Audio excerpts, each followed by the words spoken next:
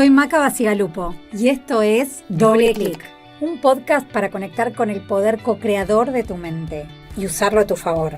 Autoconocimiento, autoliderazgo, mentalidad, estrategia, propósito, originalidad.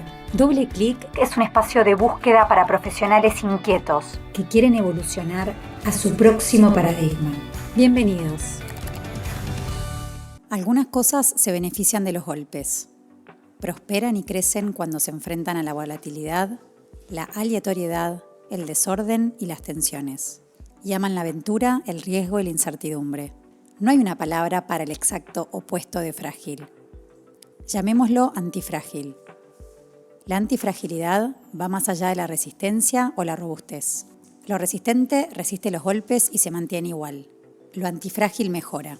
Esta es la definición de antifrágil de Nassim Taleb y es el tema del que te quiero hablar en este episodio. ¿Y por qué elijo hablarte de esto? Porque es un tema que trabajé en talleres con empresas y en sesiones de coaching individual y más de una vez me han dicho que es como el antídoto contra la incertidumbre, ¿no? Y me parece que si es un antídoto que a algunos les hace sentido, vale la pena traértelo acá y vale la pena que vos también lo puedas tomar como un antídoto contra la incertidumbre. Estamos en la era de la incertidumbre, ¿no? El futuro nos genera incertidumbre, la inteligencia artificial nos genera incertidumbre, el contexto político nos genera incertidumbre, nuestro propio futuro profesional nos genera esa incertidumbre. Entonces, me parece importante entender qué nos gatilla esta incertidumbre y, cómo podríamos abordarla desde otro lado, cómo podríamos gestionarla de otra forma. Cuando empezamos te hablaba de Nassim Taleb.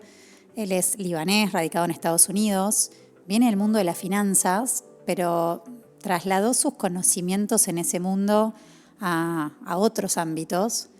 Tiene una variedad de ensayos filosóficos, como 5 libros, y yo hoy acá te voy a hablar de 2 puntuales. Uno es el de cisne negro, que supongo que es un término que por ahí ya escuchaste y si no lo vamos a trabajar acá, y por otro lado antifragilidad, porque están como muy relacionados. ¿Qué es un cisne negro? Es un evento impredecible, pero de muy alto impacto. Por ejemplo, la pandemia. Los cisnes negros pasan, todo indicaría que cada vez vamos a vivir más cisnes negros con más frecuencia y también con más intensidad.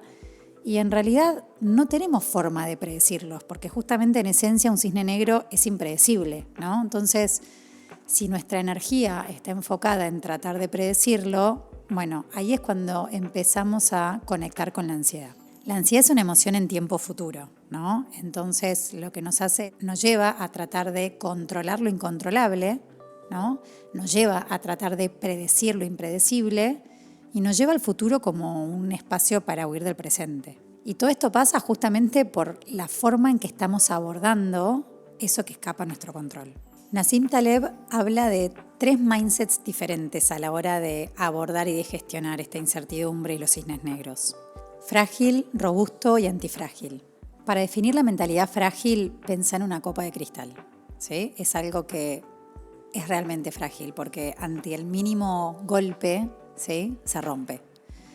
Nassim Taleb lo trata de ejemplificar en mitología griega y habla de la espada de Damocles, ¿no? Que es una espada que cuelga de la crin de un caballo y que cuelga a la altura del cuello y que, habla como de un peligro inminente, ¿no? Damocles come con esa espada colgando de una crin de caballo sobre su nuca. Y cuando lo llevamos a vida profesional, ¿sí?, una mentalidad frágil implicaría, por ejemplo, una relación de dependencia de muchísimos años en donde lo que nos mantiene aferrados a ese trabajo es nuestra ilusión de seguridad. Porque en el fondo la seguridad es un poco una ilusión, en el sentido que se puede generar algún cambio en el corto plazo, ¿sí?, y esa seguridad la perdí. O sea, está todo mi valor, toda mi empleabilidad o mi seguridad económica en manos de una sola variable y que puede cambiar de un día para el otro, ¿sí? La segunda mentalidad es la de la robustez, ¿no? Y cuando lo tratamos de aterrizar a algo concreto, es como un yunque, ¿no? Que el yunque cae y el yunque resiste, el yunque es robusto.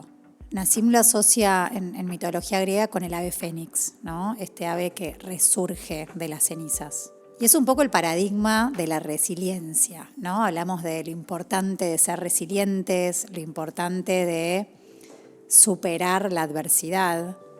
Y es un paradigma que está bueno, pero que de alguna forma nos plantea en modo supervivencia, ¿no? Tenemos que, o sea, lo que estamos viviendo, la incertidumbre, el cambio, el cisne negro, lo vivimos como una adversidad sobre la cual tenemos que anteponernos, ¿sí? Y tenemos que tratar de salir, de pasar esa tormenta y de alguna forma, bueno, salir, si podemos, un poco fortalecidos, buenísimo, y si no, por lo menos pasarla, salir, ¿sí?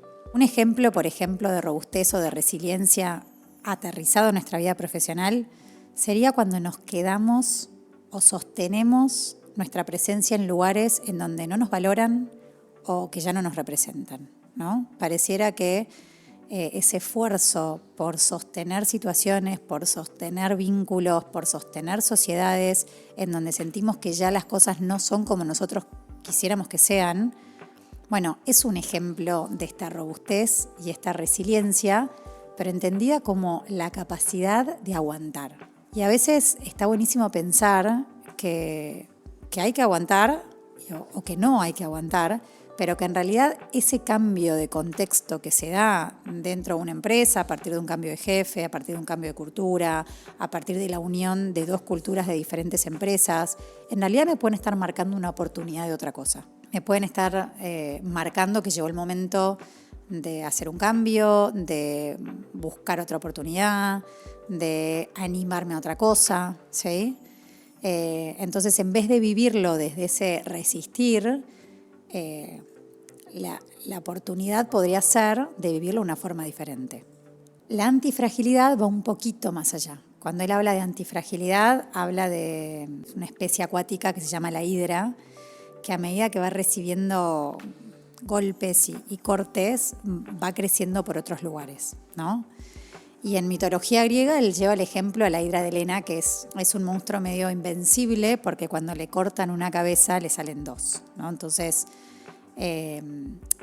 acá lo interesante de la antifragilidad es justamente entender que eso que en la resiliencia o en la robustez es considerado como la adversidad, acá es visto como un impulso, ¿no? Como un impulso para crecer. ¿Qué sería ser antifrágil o llevar la antifragilidad a nuestra vida profesional? Sería, por ejemplo, un despido, ¿sí? Una desvinculación, que la tomes como una oportunidad de llevar adelante un cambio. Sería, por ejemplo, no sé, la pandemia y una situación en donde la pandemia afectó muchísimo tu negocio o la empresa en la que trabajás y que a partir de la pandemia hayas logrado reinventarte y generar un negocio incluso mejor que el en el que estabas antes, ¿sí? Acá en Antifrágil entran todas las personas que con la remotización de un montón de servicios o un montón de roles, bueno, encontraron la posibilidad de integrar el desarrollo de una carrera profesional con, por ejemplo, el vivir fuera de grandes ciudades, ¿sí? Y ahí tenés un ejemplo de antifragilidad de alguien que, bueno, tomó esa adversidad o ese cambio o ese cisne negro como una oportunidad de crecer o de acercarse a un lugar al que ya quería ir. La clave de la antifragilidad y la principal diferencia con la resiliencia sería no solo adaptarnos a la incertidumbre o a lo nuevo que pasa, sino potenciarnos a partir de eso.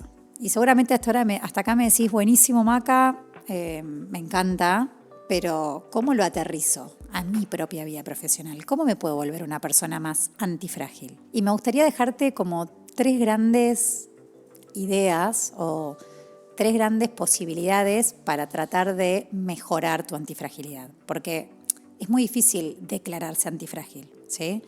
Es muy difícil que sea un estado. La antifragilidad en realidad es una búsqueda, ¿no? Y ser más antifrágil significa muchas veces eliminar lo más posible nuestra fragilidad, ¿sí? Entonces, ¿cómo se puede lograr esto? Bueno, te voy a tratar de dar 3 ejemplos concretos. El primero, y esto también no lo inventé yo, sino que lo dice Nassim Taleb, tiene que ver con la opcionalidad. O sea, uno es menos frágil y es más antifrágil en la medida que mantiene la mayor opcionalidad posible, ¿sí? ¿Qué sería esto aterrizado a tu vida profesional? Bueno, empezar a diferenciar entre tu empleo actual y tu empleabilidad, ¿sí? Tu empleo actual es la capacidad que vos tenés hoy de mantenerte relevante en la posición actual y cuidar tu empleo actual. La empleabilidad tiene que ver con tu capacidad de ser valioso en el mercado profesional hoy y mañana. Entonces, si vos querés cuidar tu empleabilidad para cuidar tu opcionalidad y realmente ser protagonista a la hora de elegir en qué lugares aportar valor más adelante, bueno, un camino o algo súper concreto para trabajar tiene que ver con tu capacidad de aprendizaje. Por ejemplo, el ir incorporando diferentes habilidades de alto valor que te permitan ir posicionándote como un profesional valioso, ¿sí?, en determinadas habilidades que se empiezan a ver que en el mundo de hoy empiezan a ganar valor. Por ejemplo, si lo llevamos a algo concreto, podría ser, no sé, familiarizarte con la inteligencia artificial, ¿sí? No significa por ahí salir a estudiar algo nuevo, pero sí, en la medida de lo posible, con lo que tengas a mano en tu posición actual, bueno, ¿cómo podés conectarte con la inteligencia artificial y cómo podrías volverte más eficiente o aportar mayor valor utilizando esa herramienta? Otra posibilidad podría ser, por ejemplo, trabajar tu marca personal, ¿no? Entendiendo que una estrategia de marca personal bien abordada te puede dar la posibilidad de crear oportunidades en el mundo digital que te acerquen a lugares diferentes a los que estás hoy, ¿sí? Entonces, una estrategia de opcionalidad para abrirte la posibilidad de opciones, bueno, podría ser empezar a gestionar tu marca personal de manera estratégica. Y una última posibilidad que se me ocurre que podés explorar de mano de la opcionalidad es, bueno, tratar de mantener la mayor cantidad de opciones posibles abiertas en la mayor cantidad de tiempo posible. Y esto es a veces postergar algunas decisiones, ¿no? A veces cerramos puertas demasiado rápido. Y bueno, y una estrategia de opcionalidad también es mantener esas puertas abiertas, ¿no? Y a veces esto significa alimentar contactos, alimentar nuestra red, linkeado con marca personal, generar contenido sin un fin específico de venta, pero sino de contribuir a la comunidad de la que sos parte. Entonces, de alguna forma, tratar de alimentar todo ese capital social que tenés en cuanto a tu reputación, en cuanto a tus contactos y la gente que te conoce trabajando, como una forma de abrir opciones. El segundo punto concreto y específico para eliminar algo de tu fragilidad significa trabajar en tus expectativas. Esto ya lo charlamos, pero hago hincapié porque las expectativas son todo, ¿sí? Si nosotros tratamos de controlar lo incontrolable, se nos está yendo la energía en un lugar que nos va a drenar, y por otro lado nos vamos a frustrar con el resultado porque no vamos a poder lograrlo. Entonces, la expectativa tiene que estar alineada lo más posible con la realidad. Si estás buscando trabajo, por ejemplo, la expectativa no debería estar en la cantidad de entrevistas que lográs concertar, sino por ahí en la cantidad de personas que decidiste contactar, ¿sí? Entonces, es empezar a atar tu expectativa a lo que está 100% en tu margen de acción. Y el tercer punto, que también se lo saco a Nassim, él habla de entrenar nuestra capacidad de resistir estresores. ¿Qué significa esto? Él pone el ejemplo clarísimo de los músculos del cuerpo. Si nosotros un músculo no lo trabajamos, cuando necesitamos hacer fuerza no la tenemos, ¿no? En cambio, si nosotros a un músculo lo sometemos a pequeños estresores, entrenando, levantando pesas y progresivamente aumentando la capacidad de resistir peso, bueno, cuando necesitemos usar ese músculo realmente y necesitemos exigirlo, ese músculo va a estar preparado para poder sostener lo que necesite sostener. Bueno, con nosotros pasa lo mismo. O sea, si en nuestro día a día nosotros lo único que tratamos es disminuir al máximo nuestros estresores, bueno, posiblemente nuestra capacidad de adaptación se va a ver afectada, ¿sí? Porque no estamos ejercitando de ninguna forma ese músculo. Y el músculo de la adaptación se ejercita con la vulnerabilidad. Ya hemos hablado de este tema también, pero está bueno que entiendas por qué la vulnerabilidad de alguna forma te ayuda a ser más antifrágil. Y tiene que ver con que en la medida en que vos te animes a aprender algo nuevo, te animes a exponerte a un riesgo, ¿no?, medido, de algo que no sabes a dónde te puede llevar, te animes a presentar frente, no sé, a determinadas personas un tema en el que te sentís poco confiado.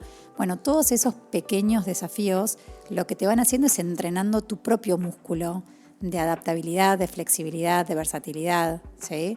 De poder ir construyendo y apalancándote sobre lo que va surgiendo en el momento en el que va surgiendo.